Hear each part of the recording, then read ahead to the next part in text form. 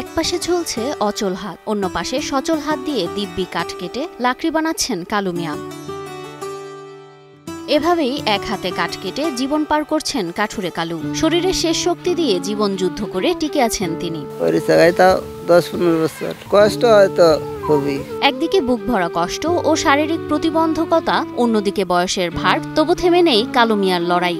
কাজ যখন একেবারে ডিস্ট্রিক্ট গাড়ি ওর বাড়ি বনি দহ খুব ডরা ঘূর্ণি বিচার সাত পাড়াই আছি, কাজ আছে ডেলি। টাঙ্গাইলের ঘাটাইল উপজেলার আবুল কালাম ওরফে কালু মিয়া, বয়স 55, কিন্তু জীবন যুদ্ধের ক্লান্তি তার মুখে নেই। প্যারালাইসিসে বাম হাত আর বাম পা অচল হয়ে গেছে প্রায় 25 বছর আগে।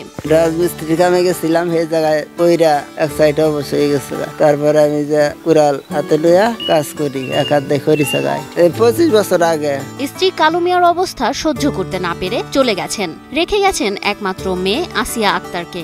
ওভাবে সংসার পরে সেই জন্য চলে গেল মেয়েটা রাইকা, মেয়েটা ছোট সাল পরে মেয়েটা আমি পাল্টাছি। স্ত্রীর ছেড়ে যাওয়ায় ভেঙে পড়েননি কালু মিয়া। এক হাতে কাঠ চিরে মানুষের বাড়ি বাড়ি গিয়ে লাকড়ি বানিয়ে সংসার চালাচ্ছেন তিনি। মানুষের সুযোগ নিয়ে আমার কমপ্লে তাহলে কাজ করে এখন খান না এখন চলাই।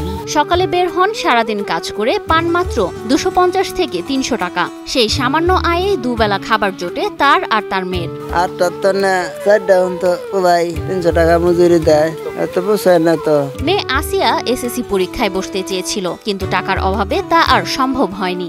আমার কষ্ট হইতেছে মেয়ে চলা। শারীরিক প্রতিবন্ধী হয়েও কখনো কারো কাছে হাত পাতেননি কালু। পেটে ভাত না থাকলেও মাথা উঁচু করে বাঁচতে চান তিনি। বাইরে বলে একটা দোকান দিলে ফেরা চইলা ফেরা আইতাম ম্যাডাম।